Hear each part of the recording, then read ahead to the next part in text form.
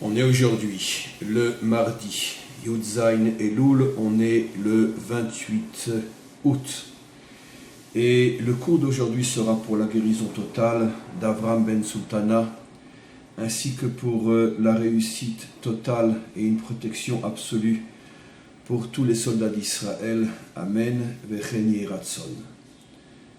On fait un bref résumé pour rappeler ce que l'on a dit hier, un cours relativement court, une demi-heure seulement, mais un cours extrêmement dense, extrêmement profond sur le secret des deux haies du nom divin, les deux haies qui correspondent à Léa et Rachel.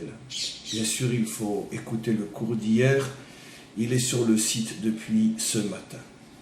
Quoi qu'il en soit, on a expliqué donc finalement le tikkun, c'est-à-dire la récupération de ces deux âmes, a commencé avec Yaakov, le Gilgoul de Adam.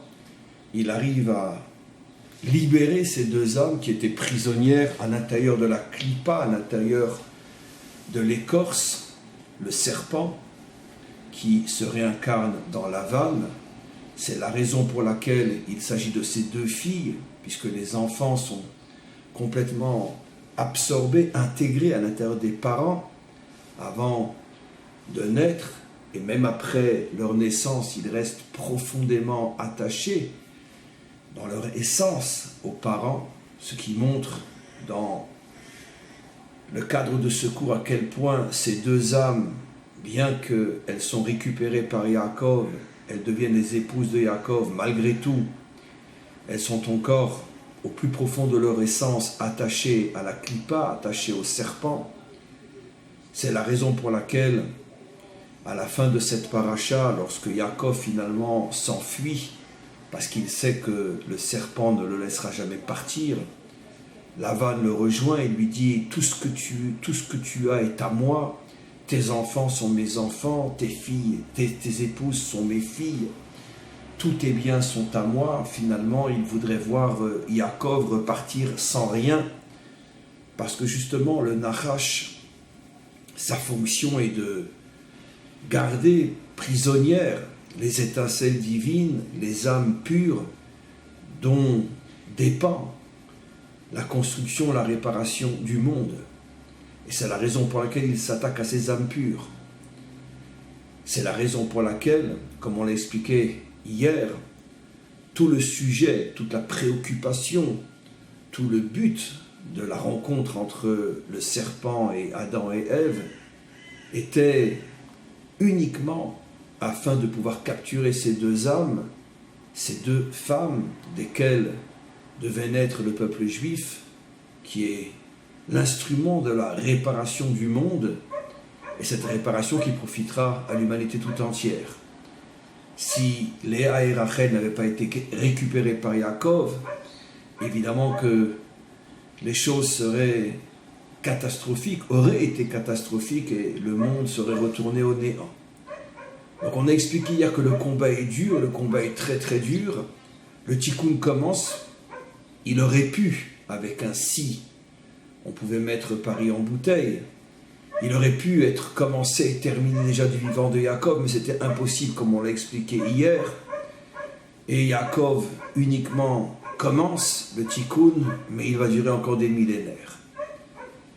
Lavan sent qu'il ne pourra pas empêcher complètement Yaakov de commencer le tikkun, mais il essaye de tout compliquer en intervertissant les femmes, en mettant Léa avant Rachel, et tout ce que j'ai déjà expliqué dans de nombreux cours, et ainsi que dans le cours d'hier. Alors maintenant, on va continuer le texte. Le cours est sans doute très intéressant puisque le chien se met à aboyer. Ça fait des heures qu'on ne l'a pas entendu depuis ce matin, et il commence seulement quand le cours commence. C'est absolument incroyable. Je vous garantis, si vous n'avez pas la certitude que tous ces cours sont dirigés par le maître du monde, c'est absolument fou. Fou. Il commence à aboyer juste quand je commence mon cours. C'est incroyable. Je vous avoue, franchement, je suis bouleversé. Des fois, j'ai envie de dire au maître du monde, cache-toi, ou plutôt cache toutes les forces contraires que tu as créées pour m'empêcher de faire ce que j'ai à faire, parce que c'est tellement visible que ça va nous enlever notre libre arbitre. On n'a même plus le choix de ne pas croire en Dieu, c'est trop clair. Bon, mais c'est pas grave. Allez, continue à m'embêter, continue. J'ai pas envie de fermer la fenêtre, alors je vais simplement parler un petit peu plus fort. Donc on va maintenant lire un nouveau texte qui va nous montrer que finalement, le Nachash a gardé en lui, Lavan a gardé en lui une partie de ses étincelles. Et ce que je n'ai pas dit hier, j'ai dit que le tikkun a commencé, mais qu'il n'a pas du tout été terminé à cause de tout ce que Lavan, le serpent, a fait du vivant de Yaakov. Mais on va voir que c'est pas seulement que Yaakov n'a pas pu terminer, plus encore, certaines étincelles, dont une très particulière, étaient encore dans Lavan, et elle va revenir plus tard dans un personnage très connu aussi, et c'est ce que l'on va voir maintenant.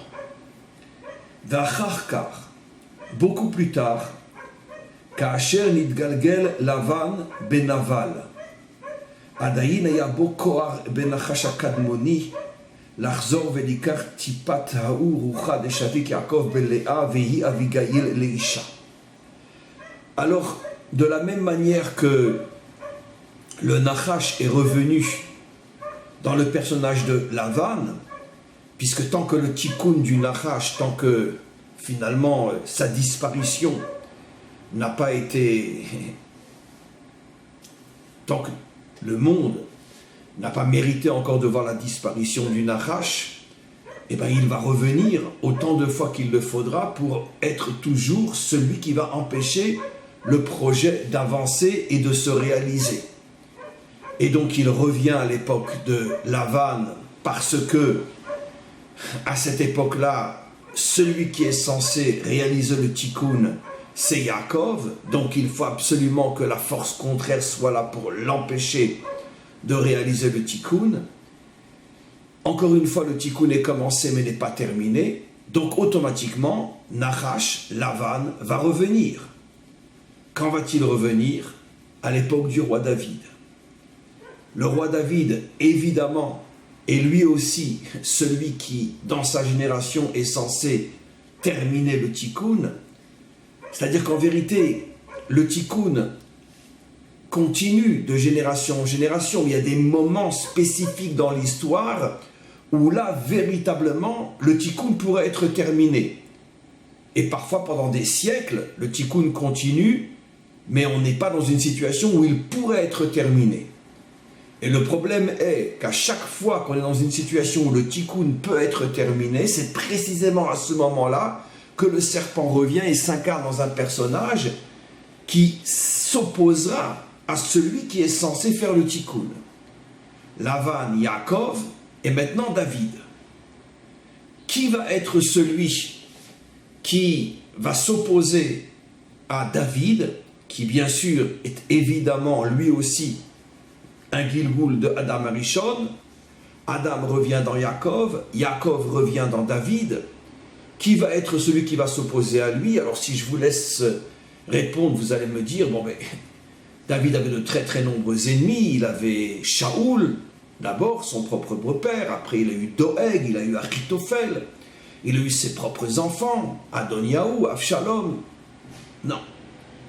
De la même manière que le tikkun continue dans chaque génération, ce qui veut dire que dans chaque génération il y a des hommes qui font avancer le tikkun, mais malgré tout ce ne sont pas ceux qui pourraient le terminer. Ils le font simplement avancer. De la même manière, il y a dans chaque génération des ennemis, des forces contraires qui s'opposent à la réparation, mais ce ne sont pas forcément des incarnations du Nachash lui-même. Le Nachash ne s'incarne qu'au moment où véritablement le tikkun pourrait être fait. Et c'est là véritablement, le tikkun pourrait être terminé, pardon. C'est là véritablement qu'il se dévoile. C'est-à-dire donc que tous les autres ennemis de Yaakov, de David, Shaoul, Doeg, Achitophel, malheureusement ses propres enfants, Absalom, Adoniaou, sont des forces contraires. Mais bien évidemment ne sont absolument pas le Nachash. On ne va pas aller si loin. Alors le Nachash se dévoile à l'époque de David dans un personnage que l'on connaît très peu, auquel on n'aurait pas pensé. Il faut être le Ari Akadosh et connaître tous les secrets de la Torah pour nous révéler qu'il s'agit effectivement du Nachash. Et quand il nous l'expliquera, on comprendra pourquoi. Il s'agit du fameux Naval, Naval à Carmélie, ce grand propriétaire terrien pour lequel David et ses hommes travaillaient, c'est-à-dire il lui servait tout simplement de garde du corps contre les voleurs, contre les bêtes sauvages qui pouvaient attaquer et dévorer le troupeau. Et donc David avait loué ses services, c'était encore à l'époque où il était poursuivi par Shaoul.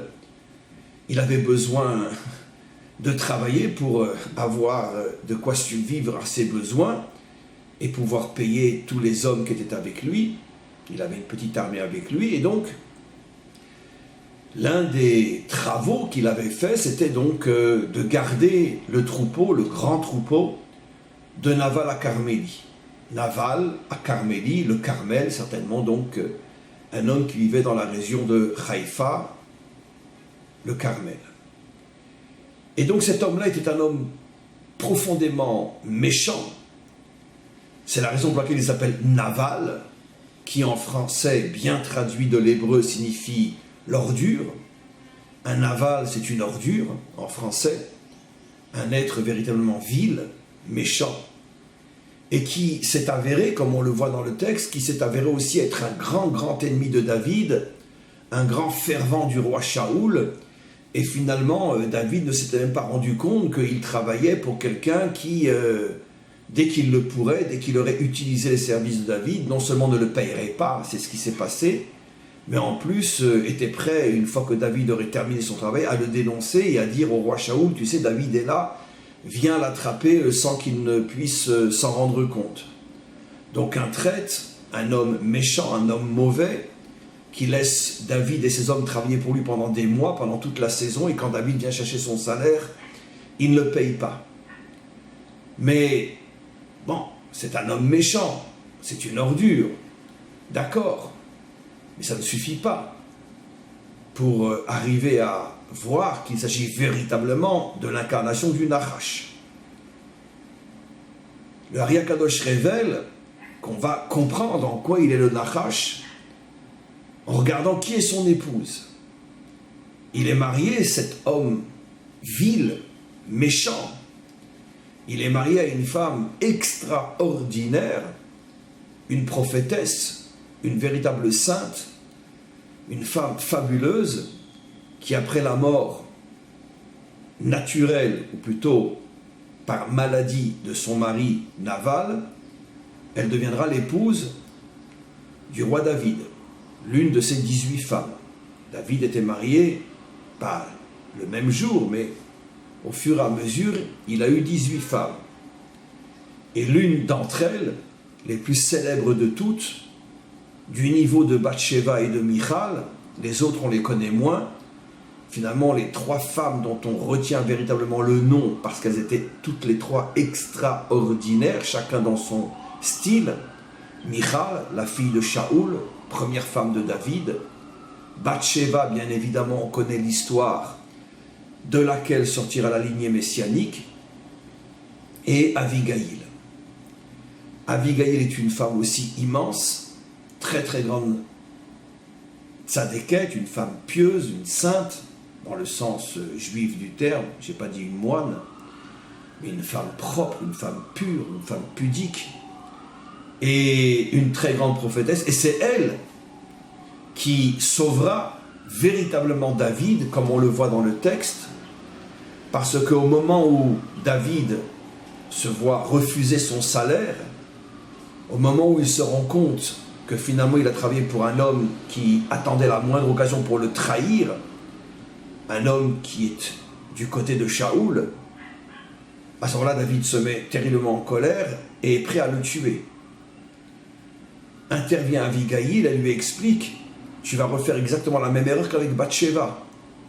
Tu te précipites, tu as raison dans le fond, mais la précipitation va abîmer, va empêcher le tikkun que tu es censé faire. C'est ce qui s'était passé avec Bathsheba. David a vu Beruach HaKodesh, avec son esprit saint, que Bathsheba était véritablement l'épouse avec laquelle il ferait sortir la lignée messianique, que tout le tikkun du monde dépend de cette union entre lui et Bathsheba. Comme disent nos maîtres, ces deux âmes, David et Bathsheba, avaient été créées dès le premier jour de la création.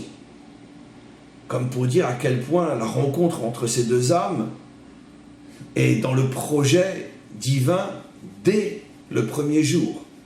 Parce que c'est de ces deux âmes que dépend le tikkun du monde, donc c'est pour ces deux âmes que le monde a été créé. David le sait, David le ressent, et il va se précipiter.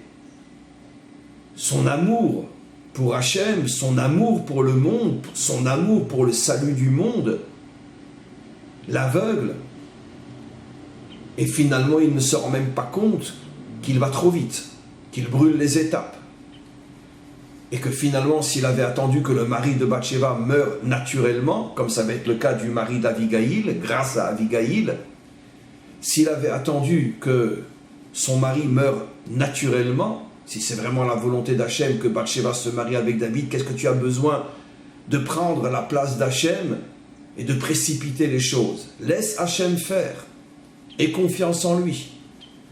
Si effectivement, c'est toujours le même si on mettait Paris en bouteille, si effectivement David avait su attendre et que Uriah, le mari de Bathsheba, soit mort naturellement, sans que David n'intervienne et ne faute, il aurait épousé Bathsheba de la manière la plus propre possible, et tout de suite l'enfant né aurait été le Mashiach lui-même, et le tikkun du monde aurait été réalisé il y a plus de 3000 ans. Mais évidemment, si, David s'est précipité, il a pris Bathsheba d'une manière qui n'était pas propre, et finalement, on est reparti pour un tour de plusieurs millénaires. Revenons maintenant à David et Naval. David, qui fait partie, d'après notre tradition, des grands prophètes, même si nous n'avons pas de prophétie claire de lui, nous avons les psaumes, et nous, Bnei Israël, enfants d'Israël, nous avons les clés qui nous permettent de comprendre les psaumes et de dévoiler à quel point les psaumes sont remplis de prophéties inimaginables qui dépassent toutes les autres prophéties. C'est la raison pour laquelle nos maîtres nous disent que David faisait partie des plus grands prophètes de toute l'histoire du monde. Mais évidemment, ces prophéties sont complètement cachées dans une apparence, dans une vitrine qui transforme pour la grande majorité des hommes et des femmes les Téhilim en simples livres de prière.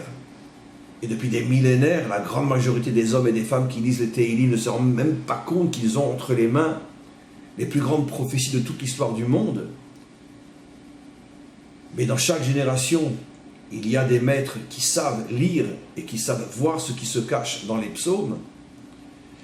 Mais en tous les cas, je reviens à ce que j'explique. Selon notre tradition, David est considéré comme un très très grand prophète. Et dès que l'histoire éclate entre lui et Naval, tout de suite, il comprend ce qui se passe. Naval, en vérité, est le Nachash. Il est la réincarnation de Lavan. D'ailleurs, le Ari HaKadosh nous explique, les deux noms, Lavan et Naval, c'est les mêmes lettres dans un ordre différent. Ce qui veut dire que le mot Naval et le mot Lavan, c'est exactement le même nom prononcé d'une manière différente. Pour bien nous faire comprendre qu'effectivement Naval est le Gilgoul de Lavan. Et donc David comprend cela, et automatiquement, il comprend une autre chose. De la même manière que deux étincelles divines étaient prisonnières à l'intérieur de Lavan, et que tout le travail de Yaakov a été de libérer ces deux étincelles pour commencer le tikkun du monde, mais David savait, puisque le Mashiach n'est pas venu depuis, que le tikkun n'avait été que commencé, mais non réalisé, il comprend qu'il est à nouveau en face du Nachash, et que forcément le Nachash tient prisonnier une étincelle extraordinaire de laquelle dépend le tikkun du monde. Cette étincelle extraordinaire, c'est bien sûr son épouse Abigail. Comment une femme aussi incroyablement grande peut-elle être l'épouse d'un homme aussi incroyablement vil?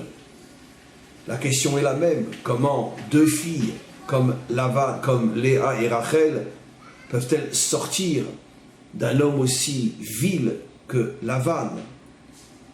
Mais cette question, elle se répète dans toute l'histoire.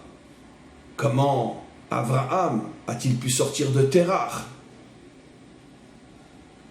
Comment le Mashiach peut-il sortir d'une lignée qui commence avec un père et ses filles? Ou de l'autre côté, d'un homme, Yehuda, qui va avec une femme qu'il pensait une prostituée, Tamar. Et d'eux naissent Peretz, le premier véritable fondateur de la lignée messianique. Donc, on le sait, j'ai déjà expliqué des milliers de fois, dans toute l'histoire, on s'aperçoit que la lumière sort toujours de l'obscurité. C'est d'ailleurs ce que nous enseigne la Torah, Vayi ere, vayi voker. Yom echad, il fut soir, il fut matin. C'est la raison pour laquelle, pour nous, dans notre tradition, le jour commence la nuit. Parce que le processus va toujours de l'obscurité à la lumière. Et donc, pourquoi? Parce que justement, l'obscurité tient prisonnière la lumière à l'intérieur justement de la clipa, de l'écorce. Et donc, il n'y a rien d'étonnant à ce que Léa et Rachel soient les filles de Lavan, puisque justement, Lavan est la prison qui empêche ces âmes de se libérer. Il n'y a rien d'extraordinaire au fait que Abigail est l'épouse, et donc d'une certaine manière attachée et soumise à Naval. Je dis soumise parce que dans le contexte, il dit bien évidemment, la femme n'a pas la liberté et l'indépendance qu'elle a aujourd'hui. La femme est, dans la plupart des cas, sauf si elle a un homme extraordinaire à ses côtés, même à cette époque, mais dans la plupart des cas, et surtout quand on est un homme comme Naval, la femme est soumise et n'a aucune indépendance, n'a aucune liberté. Et donc, comment est-il possible qu'une âme si grande soit soumise à une force si obscure et si vile?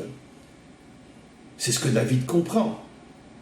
De la même manière que Léa et Rachel étaient prisonnières chez Lavan, maintenant c'est Abigail qui est prisonnière chez Naval.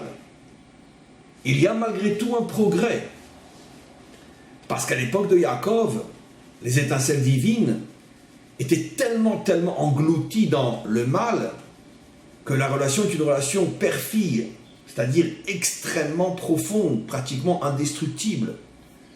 Parce qu'une fille ne pourra jamais ne pas être la fille de son père. Par contre, il y a un progrès. Au niveau d'Abigail et Naval, ce n'est qu'une relation d'époux et d'épouse. Une relation forte, mais qui peut être cassée, qui peut cesser. Et donc, David comprend que Yaakov a déjà énormément agi et fait progresser le monde en faisant passer l'étincelle divine de l'état de fille à l'état d'épouse. Et donc, lorsqu'il prend conscience de cela, et surtout qu'il a à ses yeux des arguments pour agir vite et tuer le serpent, c'est bien sûr pas Naval qu'il veut tuer, mais c'est le serpent. Il sait, David, qu'il est lui-même l'incarnation d'Adam, et il a compris que Naval est l'incarnation du serpent, et il a compris que, ça y est, il faut libérer cette étincelle divine qui est Abigail. Et donc, ce n'est pas uniquement parce qu'il est en colère pour ne pas avoir été payé qu'il veut tuer Naval. Comment peut-on imaginer une chose pareille du roi David? Mais c'est parce qu'il sent que c'est tout le tikkun du monde qui dépend de la disparition de Naval. Et donc il est prêt à le tuer. Intervient Abigail. Elle lui dit non. Ce tikkun n'est pas entre tes mains. Ce n'est pas à toi, avec tes mains physiques, de détruire le serpent. C'est au maître du monde de le faire. Il le fera grâce à toi, par ta prière, par ta confiance, par ta patience.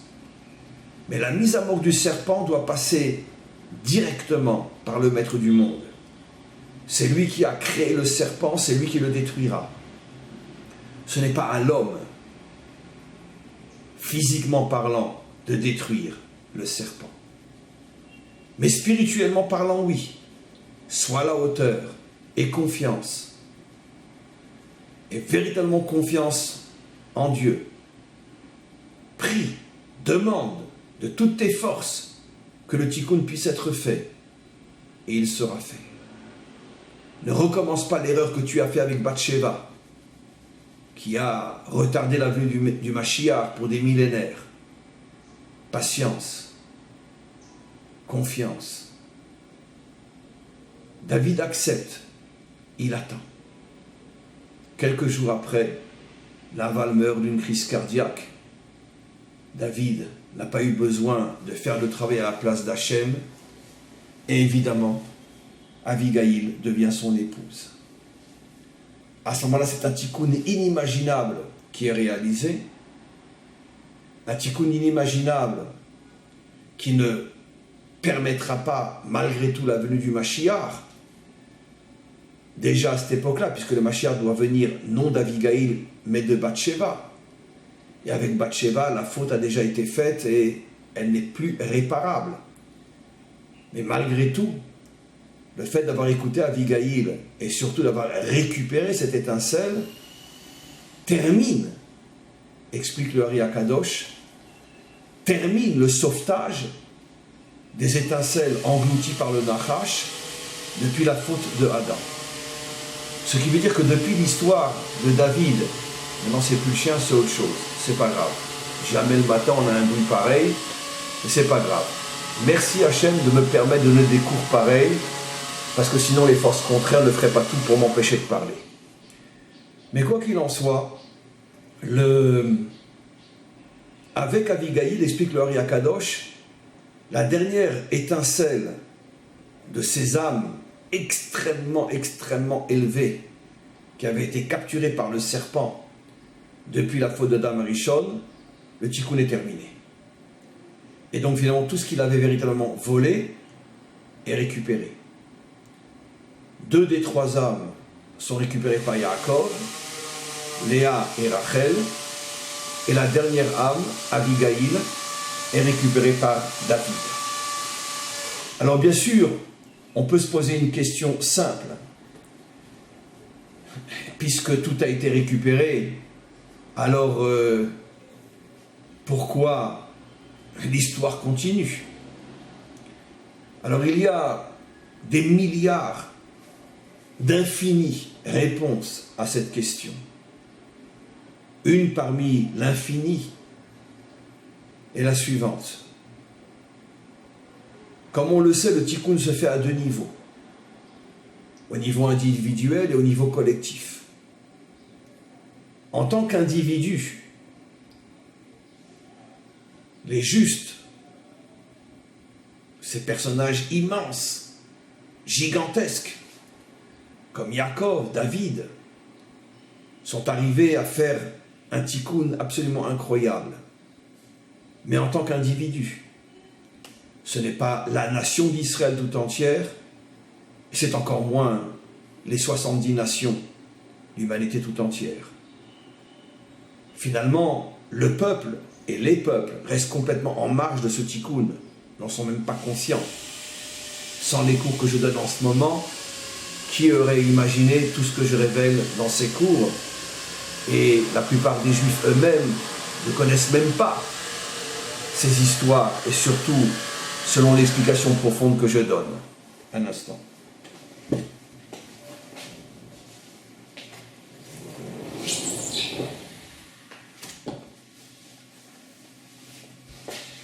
J'ai fermé la fenêtre parce que c'était quand même trop. Finalement, les travaux, c'est pire que le chien. Waouh, ça va être dur. Il y en a partout. Bon, certainement que le cours est extrêmement important. Donc, avec David, se termine le tikkun des justes, des tzadikim. Mais maintenant, doit aussi être réalisé le tikkun collectif du peuple juif et des peuples en général. Et c'est le tikkun le plus difficile. C'est un autre type de tikkun qui n'a plus rien à voir avec la récupération des âmes.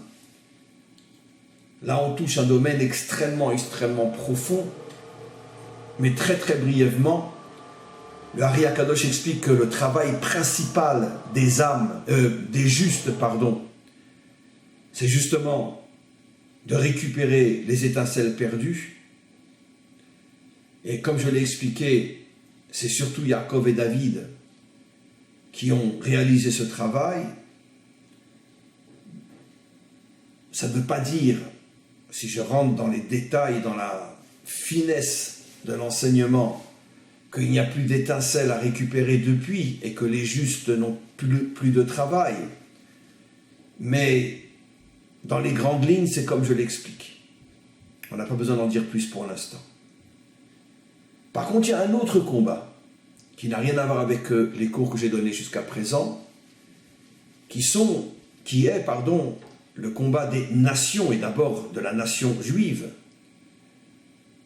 et après des nations, des 70 nations, le combat des nations contre le Nachash. Et ça, c'est un autre type de combat, qui n'est pas, comme je l'explique, un travail de récupération d'âme, mais un travail très différent, qui, comme je l'expliquais aussi, et je le redis maintenant, est le travail de l'unité, de l'harmonie, de la synthèse entre les contraires, qui est le travail de la Malchut. Le Nachash agit dans le monde de deux manières. Il vole les âmes extrêmement fortes et puissantes qui peuvent faire avancer le monde. J'ai déjà expliqué dans d'autres cours, il y a pas mal de temps, que l'une des âmes les plus célèbres, sans laquelle le monde n'aurait jamais pu avancer, qui était elle aussi prisonnière dans la prison du Nachash, c'était l'âme de Rabbi Shimon Bar Yochai, le maître des secrets de la Torah. Cette âme a été sauvée par Moshe au moment du don de la Torah. Et donc, premier combat du Nachash, toutes les âmes qui, chacune dans sa catégorie, peuvent faire avancer le tikkun du monde, il les tient prisonnières. Deuxième action du Nachash, il lutte de toutes ses forces contre l'unité, c'est-à-dire l'équilibre qui permet l'union et la réunion des contraires. Dit dans un langage plus simple, son combat, c'est la guerre. Dresser les uns contre les autres, parce que, évidemment, tant qu'il n'y a pas d'unité, il n'y a que des avis contraires, que des tendances contraires, que des tempéraments contraires et différents. Et tant qu'on n'a pas trouvé le point d'unité qui permet de comprendre qu'il ne s'agit pas de contradiction, mais simplement de complémentarité, il n'y a guère entre les différences que tant que les différences se sentent, se regardent comme étant contradictoires. Je ne peux pas exister en même temps que toi. La sagesse profonde du Mashiach sera de montrer que non, les différences ne sont pas contradictoires, elles sont complémentaires. Et pour ça, il faut une sagesse inimaginable que seul le Mashiach possédera. Et tant que le Mashiach ne se dévoile pas, le Nachash utilise toutes ces différences pour dresser les uns contre les autres et finalement semer le désordre, semer la guerre, semer l'horreur, semer la destruction. Alors, comme on a expliqué, le travail de récupération des âmes est essentiellement celui des justes de génération en génération. le travail de retrouver l'unité, de transformer les contradictions en complémentarité, ce travail est essentiellement le travail des nations. Et ce travail dure depuis des millénaires. Vu de l'extérieur, on a l'impression que rien ne bouge véritablement dans ce domaine-là, et qu'à vision humaine, on peut très vite se dire qu'on n'y arrivera jamais, mais les choses sont beaucoup plus profondes et beaucoup plus complexes que ce qu'elles en ont l'air dans la vitrine de l'histoire. C'est évident que ni les journaux, ni les historiens, ni les philosophes, ni les psychologues ne sont à même de deviner, ne serait-ce que de deviner tout ce qui se cache derrière la vitrine de ce monde. Mais lorsque l'on a suffisamment de clés pour déchirer le voile et pénétrer dans l'intériorité des choses, on s'aperçoit que, d'une certaine manière, le monde avance dans le secret de l'histoire qui dépasse complètement l'entendement et la logique. Mais dans le secret de l'histoire, malgré tout, le monde avance dans la bonne direction. Mais ça, c'est un sujet en soi, ce n'est pas le sujet d'aujourd'hui. Voilà, on va s'arrêter là pour aujourd'hui. Je vais malgré tout voir s'il y a quelques questions. Et je voudrais, juste un instant, je vais aller sur le site, ça va prendre un petit peu de temps comme vous le savez. Je voudrais juste signaler deux choses, enfin plusieurs choses. Juste un instant. D'abord, c'est tout à fait indépendant de ma volonté, mais 2 jours de cours vont sauter. Je ne peux pas donner cours demain matin, j'ai un empêchement majeur. Et de même, dimanche matin, il ne pourra pas non plus y avoir cours parce qu'on doit se préparer au live. Il y a toute une préparation. Et donc, comme le live a lieu relativement tôt, je dois me préparer avec mon technicien et préparer le live. Et donc, il ne pourra pas y avoir cours. Généralement, quand il y a un live le dimanche, il n'y a pas de cours. Je vous demande, comme je le fais à chaque fois, de véritablement participer à ce live. C'est un live très très important, de vous inscrire, de donner le nom, votre nom et le nom de ceux que vous voulez voir bénis au moment de cette journée. Donc, participer, c'est très important, parce que s'il n'y a pas suffisamment de participation, on sera peut-être obligé d'annuler ce live. Je tenais à dire aussi, et j'en parlerai surtout toute la semaine prochaine, que tout de suite après le live de dimanche, le jour même dans la soirée, nous lançons un projet très très très important qui va durer. Ce projet sera en première page du site jusqu'après les fêtes de Soukhot, donc pendant 3 semaines à peu près. Et puis c'est un projet dont on reparlera tout au long de l'année. On lance un projet extraordinaire sur lequel je voudrais vraiment vous sensibiliser. En ce qui me concerne, moi, c'est très sincèrement la prunelle de mes yeux, le projet qui est pour moi le plus important de tous, venir en aide aux soldats d'Israël. C'est-à-dire donc, on approche des fêtes et j'ai la possibilité, pendant la période des fêtes, de rentrer dans quelques bases militaires et d'apporter un soutien moral, mais aussi matériel à nos jeunes soldats. C'est l'occasion de les gâter, de leur acheter de la nourriture, de leur acheter des friandises et toutes sortes d'autres choses dont ils pourront avoir besoin. Grâce à vos dons, l'appel va commencer dimanche prochain. Grâce à vos dons, et selon la quantité de dons qui sera faite, on pourra gâter des dizaines, des centaines de soldats d'Israël. Et c'est très très très très important. Encore une fois, on reparlera de ce projet à partir de dimanche prochain. J'espère que c'est un projet qui va monter très très très haut et peut-être même durer tout au long de l'année. Comme je vous le disais, lors de la distribution, pas dans toutes les bases et avec tous les soldats, car je ne pense pas que l'armée nous laissera à ce point filmer, car ce n'est pas du tout évident de pouvoir photographier des soldats à l'intérieur d'une base militaire. Je pense pouvoir obtenir une autorisation d'au moins une fois lors d'une distribution parmi des dizaines d'autres. On pourrait effectivement filmer ou photographier, et après ces photographies ou ce film seront mises sur le site pour que vous vous rendiez compte de ce que nous aurons fait grâce à vos dons. Ce projet, encore une fois, commence à partir de dimanche prochain. En attendant, quelqu'un pose la question, je n'ai pas la possibilité de participer, je n'ai pas trouvé la possibilité de participer en shekels. C'est pas grave, vous mettez l'équivalent en euros et c'est directement traduit en shekels. Si vous voulez donner 20 shekels, vous marquez 5 euros et c'est en shekels que l'argent sera débité. C'est toujours comme ça, on l'a déjà expliqué de nombreuses fois.